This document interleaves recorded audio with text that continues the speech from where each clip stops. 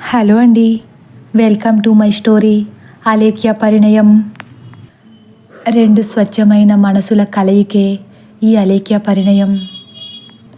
మరి ఇంకెందుకు ఆలస్యం, పదండి కథలోకి వెళ్ళిపోదాం. వాట్? నాకు పెళ్ళేంటి? అది కూడా ఎల్లుండా? అమ్మా, జోక్స్ వెయ్యకుమా చెబుతున్నా అంటుంది కోపంగా ఆర్తి. జోక్ కాదురా, అలేఖ్య వాళ్ళ అన్నయ్య అరుణ్కి నీకు కూడా ఆ రోజే పెళ్లి చేయాలని నిర్ణయించుకున్నాం అని శకుంతల చెప్పేసరికి ఆర్తికి సీన్ మొత్తం అర్థమైపోతుంది. వెంటనే కళ్ళు తేలేసి గుండెలపై చేయి వేసుకుని, అమ్మా ఎంత ప్లాన్ వేసావమ్మా, నీ కొడుక్కి పెళ్ళవ్వాలని నన్ను ఎరగా చేసి బలిపశువుని చేసేద్దామనుకుంటున్నావా? అమ్మో, నువ్వు ఇలా కూడా ఆలోచిస్తున్నావా ఈ మధ్యన? అస్సలు ఒప్పుకోను. వాళ్ళ పెళ్ళి కోసం నేను ముక్కు ముఖం తెలియని వాడితో తాళి అస్సలు కట్టించుకోను. నువ్వేం చేస్తావో నాకు తెలీదు. నా పెళ్ళి జరగడానికి వీల్లేదు చెబుతున్నా అని కటువుగా చెప్పేస్తుంది ఆర్తి. నా అమ్మ కదా, అలా అనకురా ఆర్తి. ఆ అబ్బాయి చాలా బాగున్నాడు, అచ్చు అన్నయ్యలానే ఉన్నాడు. అయినా ఇది నా ఆలోచన కాదురా, మీ నాన్నగారి ఆలోచనే. నాన్నగారు వాళ్లకు మాటిచ్చేశారు ఆర్తి. మీ అన్నయ్య జీవితం, మన ఇంటి పరువు ఇప్పుడు నీ మీదే ఆధారపడి ఉన్నాయిరా అని కూతుర్ని బతిమాలుకుంటుంది శకుంతల. ఆర్తి మాత్రం అస్సలు ఒప్పుకోనని మారం చేస్తుంది. లోపల నుంచి శకుంతల యాతనను, ఆర్తి మారాన్ని చూస్తున్న హరిశ్చంద్ర ప్రసాద్ బయటకు వస్తారు. ఏంట్రా ఏదో ఒప్పుకోనంటున్నావు అంటూ అలేఖ్య భుజంపై చేయి వేసి బయటకు నెమ్మదిగా నడుస్తూ తీసుకెళ్తూ ప్రేమగా ఇలా చెప్పడం మొదలు పెడతారు. శకుంతల కూడా వీళ్లను వెంబడిస్తుంది. బంగారం, అన్నయ్య జీవితం గురించి నీ జీవితాన్ని ఎలా బలి చేస్తామనుకున్నావురా? నీ కాబోయే అబ్బాయి అరుణ్, అలేఖ్య వాళ్ళ అన్నయ్య, చాలా మంచి కుర్రాడు. హైదరాబాద్లో పెద్ద కంపెనీలోనే ఇంజనీర్గా పనిచేస్తున్నాడు. పైగా నీకు సరిజోడు అనేసరికి ఆర్తి అయోమయంగా చూస్తూ ఉంటుంది. ఇవన్నీ నాకెలా తెలుసు అనుకుంటున్నావా? ఏమీ తెలుసుకోకుండా నా గారాల తల్లిని ఎలా అబ్బాయి చేతిలో పెడతాను చెప్పు? ఆ అమ్మ ఈరోజు అలేఖ్య తన ఇంటి కోడలు కావాలని కోరుకోగానే నేను అరుణ్ గురించి కూడా తెలుసుకోవాలనుకున్నాను. అనుకున్నది తడువుగా మన భద్రం అంకుల్కి ఫోన్ చేశాను. అరుణ్ వివరాలన్నీ పంపి తను ఎలాంటి వాడో తెలుసుకోమన్నాను. వాడు 1 గంటలో నాకు ఫోన్ చేశాడు. వాళ్లకు పెద్దగా ఆస్తులేం లేవంటరా, కానీ అందరూ అబ్బాయి మాత్రం నెంబర్ 1 కుర్రాడని సర్టిఫికెట్ ఇస్తున్నారని చెప్పాడు. అప్పుడు నేను కూడా నాకు కావాల్సింది ఆస్తి కాదురా, నెంబర్ 1 కుర్రాడే అని వాడికి సమాధానం ఇచ్చి, అప్పుడే నీకిచ్చి పెళ్లి చేస్తే నలుగురు కలకలలాడుతూ మా ముందు తిరిగితే మాకంతకు మించి ఆనందమేముంటుందనుకున్నాను. ఇప్పుడు చెప్పు, నేనేదైనా తప్పు నిర్ణయం తీసుకున్నానా అని అరుణ్ ఫోటో చూపిస్తారు. మంచి డార్క్ గ్రే కలర్ ప్యాంట్ మీద బ్లాక్ ఫుల్ హ్యాండ్స్ షర్ట్ వేసుకుని, ఇన్షర్ట్ చేసుకుని, కాలు మీద కాలు వేసుకుని ల్యాప్టాప్ ముందు కూర్చున్న అరుణ్ ఫోటో చూసిన ఆర్తి, నాట్ బ్యాడ్, బాగానే ఉన్నాడు అనుకుని మనసుని కాస్త స్థిమితపరుచుకుంటుంది. ఎలా ఉన్నాడు ఆర్తి, అరుణ్ అడుగుతారు హరిశ్చంద్ర ప్రసాద్.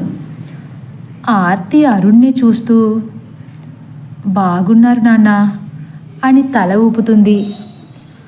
అమ్మయ్యా అని నిట్టూర్చుకుంటుంది శకుంతల. ఇప్పుడు ఈ పెళ్ళి నీకు ఇష్టమేనా అంటారు హరిశ్చంద్ర ప్రసాద్. ఇష్టమే, కానీ మరీ ఇంత తొందరగానా? పెళ్ళికి నేను అస్సలు ప్రిపేర్ అవ్వలేదు నాన్న, అందుకే భయం వేస్తుంది అంటుంది ఆర్తి.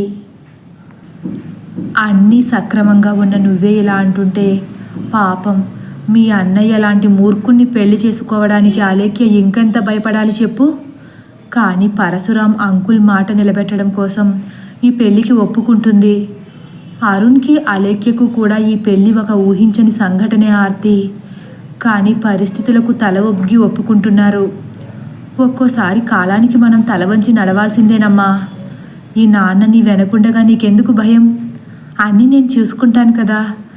కానీ ఈ పెళ్ళి ఎలా జరుగుతుందో నీకు తెలియదు కదా, అది అమ్మ చెబుతుంది. ఈ పెళ్ళయ్యే వరకు అమ్మ ఎలా చెబితే అలా నడుచుకో చాలు, సరేనా అని మాట తీసుకుంటారు హరిశ్చంద్ర ప్రసాద్. హరిశ్చంద్ర ప్రసాద్ మాటల్లో నిరాశను చూసిన ఆర్తి, సరే నాన్న, మీరు చెప్పినట్లే నడుచుకుంటాను అని ముభావంగా లోపలికి వెళ్ళిపోతుంది. ఎంతైనా ఆడపిల్ల ఆడపిల్లే కదా అని నిశ్శబ్దంగా వెళ్తున్న ఆర్తిని చూస్తూ ఉండిపోతుంది శకుంతల. అదే నా పరువు పోతుంది. ఈ పెళ్ళి చేసుకో ఆదిత్య అంటే ఆదిత్య ఒప్పుకుంటాడా? ఆడపిల్ల కాబట్టే అమ్మా నాన్నల మాట కాదనలేకపోయింది అని మనసులో బాధపడుతుంది శకుంతల. ఇంతలో పట్నం నుంచి సంతోష్ మందులు తీసుకుని గబగబా నడుచుకుంటూ లోపలికి వస్తాడు. రావడమే, ఆంటీ ఇవిగోండి డ్రాప్స్, వాడికి ఎలా ఉంది ఇప్పుడు అని శకుంతల చేతికి మందులిస్తూ, ఇంతకీ ఆర్తి ఎక్కడ ఆంటీ కంగారుగా అడుగుతాడు. ఈ డ్రాప్స్ వేస్తే తెలుస్తుంది వాడికి ఎలా ఉంటుందో. ఆర్తి మా రూమ్లో ఉంది, వెళ్ళు అంటూ ఆదిత్య దగ్గరికి వెళ్ళిపోతుంది శకుంతల. సరే అని హడావిడిగా నడుచుకుంటూ ఆర్తి దగ్గరకు వెళ్తాడు సంతోష్. ఆర్తి కిటికీలోంచి బయటకు చూస్తూ ఉంటుంది. ఆర్తి నీకు గుడ్ న్యూస్ రా అంటూ అటువైపు తిరిగి ఉన్న ఆర్తి భుజాలపై చేతులు వేసి గట్టిగా కుదుపుతాడు. ఆర్తి కాస్త జడుసుకున్నట్లు వెనక్కి తిరుగుతుంది. ఏంట్రా నెమ్మదిగా చెప్పలేవా? ఎంత భయపడ్డానో తెలుసా? విసుగ్గా మాట్లాడుతుంది. అదేంటి అలా ఉన్నావు అంటాడు. నేను నీకు 2 గుడ్ న్యూస్లు చెప్పాలిరా అంటుంది నీరసంగా. నేను కూడా అదే చెబుదాం అనుకుంటున్నాను. నా కాంచన ఎవరో తెలిసిపోయిందోచ్ అని చాలా హుషారుగా చెబుతాడు. అవునా, ఎవర్రా ఆ కాంచన? తొందరగా చెబితే 3 పెళ్ళిళ్ళు ఒకేసారి చేసేస్తారు నాన్న అంటుంది ఉత్కంఠగా. 3 పెళ్ళిళ్ళేంటే ఆశ్చర్యంగా అడుగుతాడు సంతోష్. అన్నయ్యది, నీది, నాది అంటుంది వికారంగా ముఖం పెట్టి. నీకు పిల్ల ఎవరితో అని అడుగుతాడు అబ్బరంగా. అలేఖ్య వాళ్ళ అన్నయ్యతో అని సిగ్గుతో తల వంచుకుంటుంది. అలేఖ్య వాళ్ళ అన్నయ్య అనగానే సంతోష్లో పట్టరాని సంతోషం వచ్చింది. ఎందుకంటే అలేఖ్య ఇప్పుడు సంతోష్కి మరదలి వరస అయ్యింది. ఆ ఆనందంతోనే, అవునా, ఏంటి ఈ శుభపరిణామాలు, నేను అస్సలు నమ్మలేకపోతున్నాను అంటుండగా, ఇప్పుడు నీ వంతు, తొందరగా చెప్పు ఆ కాంచన ఎవరో అంటుంది. అది అది అని సాగదీస్తూ, ముందు ఆదిత్య గురించి చెప్పు, వాడు పెళ్ళికి ఒప్పుకున్నాడా? ఇవన్నీ నాకు ప్రపంచ వింతల్లానే అనిపిస్తున్నాయి అంటాడు అయోమయంగా. ఒప్పుకోలేదు, కానీ వాడి పెళ్ళి ఎలాగైనా జరిపించాలని అందరూ ఉడుం పట్టుకుని కూర్చున్నారు అంటుంది పెదవి విరుస్తూ. ఆ పెద్దలెవరో అంటాడు సాగదీస్తూ సంతోష్. ఇంకెవరు? అలేఖ్య వాళ్ళ ఫ్యామిలీ, అమ్మ నాన్న పరంధామయ్య అంకుల్ వాళ్ళు అంటుంది. అలేఖ్య వాళ్ళ ఫ్యామిలీ అనగానే ఒక్కసారిగా మళ్ళీ సంతోష్ ముఖంలో తెలియని అలజడి మొదలైంది. ఇంతకీ పెళ్లి కూతురెవరు అంటాడు కళ్ళను చిట్లిస్తూ. వాడు చాలా అదృష్టవంతుడురా, ఆ అందమైన అమ్మాయినే భార్యగా పొందేస్తున్నాడు. అర్థం కాలేదా? ఇంకెవరు? అలేఖ్యే కళ్ళను పెద్దవి చేసి చాలా సంతోషంగా చెబుతుంది ఆర్తి. ఆదిత్యకు అలేఖ్యకు పెళ్ళి అన్న వార్త సంతోష్ గుండెల్లో భయంకరమైన తుఫాను సృష్టించింది. ఒక్కసారిగా ఏం జరుగుతుందో అర్థం కాని స్థితిలో మనసు నిండా పట్టరానంత బాధను నింపుకుని, ఆ బాధ కంటి వరకు వచ్చేసరికి తను రెప్పలతో దాచేయాలని చూస్తాడు. అలా ఒక్కసారిగా కళ్ళు మూసేసరికి సంతోష్ 2 కనురెప్పలను తప్పించుకుని 2 కన్నీటి బొట్లు చెంపలపైకి చేరాయి. వెంటనే వెనక్కి తిరిగి ఆ 2 కన్నీటి బొట్లను అమాంతం తన అరచేతులతో పక్కకు గెంటేసి వణుకుతున్న కంఠంతో, ఆర్తి, నేను ప్రయాణం చేసి వచ్చాను కదా, బాగా ఆకలేస్తుంది, పైకి వెళ్ళి స్నానం చేసి వచ్చాక మాట్లాడుకోవచ్చు, సరేనా అంటూ ఆర్తి కాంచన గురించి అడుగుతున్నా పట్టించుకోకుండా పైకి పరిగెడతాడు. రూమ్లోకి వెళ్ళి డోర్ వేసేసుకుని అద్దం ముందు నుంచుని గట్టిగా ఏడుస్తాడు. అలేఖ్య మీద తను పెట్టుకున్న ఆశ, కన్న కలలు ఒక్కసారిగా పేక మేడల్లా కూలిపోయాయి. సంతోష్ దుఃఖానికి అడ్డుకట్ట వేసేవారు కూడా ఎవరూ లేరు. అలా మనసులో దుఃఖమంతా కన్నీటి రూపంలో బయటకు వచ్చే వరకు ఒంటరిగా ఏడుస్తూనే ఉన్నాడు. ఇప్పుడు పరశురాం వంతు రానే వచ్చింది. అరుణ్ని అర్జెంటుగా ఉదయానికల్లా ఊరికి రప్పించాలన్న ఆలోచనతో అరుణ్కి ఫోన్ చేస్తారు. అప్పుడే ఆఫీస్ నుంచి కారులో రూమ్కి వస్తున్న అరుణ్, హలో నాన్న, చెప్పండి అంటాడు.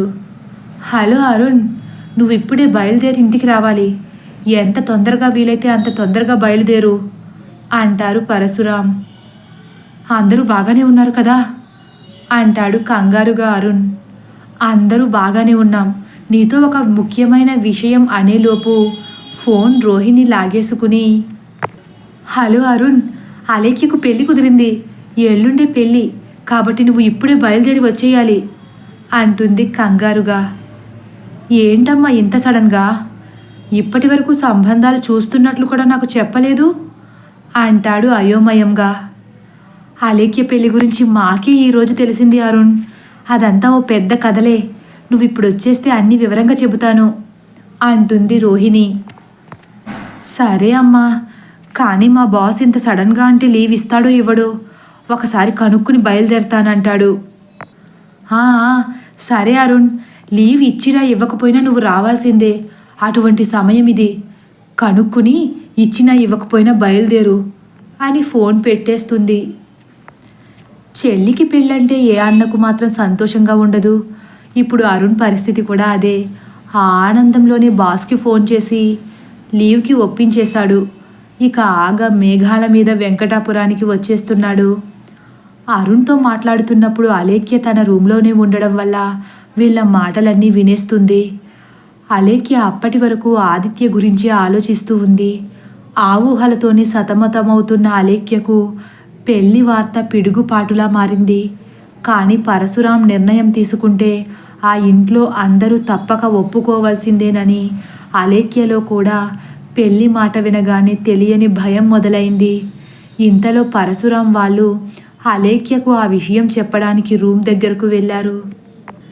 అలేఖ్య, ఏం చేస్తున్నావమ్మా అంటూనే రూమ్లో అడుగు పెడతారు పరశురాం. రండి నాన్న అని అలేఖ్య అన్న పిలుపులో ఏదో అసంతృప్తి కనిపించింది పరశురాంకి. ఏమ్మా అలా ఉన్నవే అని ప్రేమగా కూతుర్ని దగ్గరకు తీసుకుంటారు. అలేఖ్య కూడా బెంగగా పరశురాం గుండెలపై వాలి, నాన్న, నాకు అప్పుడే పెళ్ళేంటి, మిమ్మల్ని విడిచిపెట్టి నేను ఎక్కడికి వెళ్ళను నాన్న అని ఏడ్చేస్తుంది. మా మాటలు విన్నావా అలేఖ్య, నీకే ముందు చెబుదామనుకున్నాం, కానీ వాడు దూరం నుంచి రావాలి కదా అని ఆగిపోయి తన గుండెలపై తలను వాల్చి నడుముకు చేతులను మెలేసి గట్టిగా పట్టుకుని అలేఖ్య తలను నిమురుతూ నెమ్మదిగా చెప్పారు. నాకు ఈ పెళ్ళొద్దు నాన్న అని చిన్నపిల్లల కన్నీరు కారుస్తుంది అలేఖ్య. అలేఖ్య అలా పట్టుకుని కన్నీరు కారుస్తుంటే పరశురాంకి కూడా దుఃఖం ఆగలేదు. అప్రయత్నంగానే తన కంటి నుండి కూడా కన్నీరు వస్తుంది. కానీ ఆడపిల్లంటే ఎప్పటికైనా ఆడపిల్లే కదా అని తన మనసుకు తానే నచ్చ చెప్పుకుని ఇలా అంటారు. తదుపరి భాగం కోసం వేచి ఉండండి. ఒకవేళ నా కథ కానీ మీకు నచ్చినట్లయితే లైక్ చేసి సబ్స్క్రైబ్ చేయడం మర్చిపోకండి. Thank you for watching.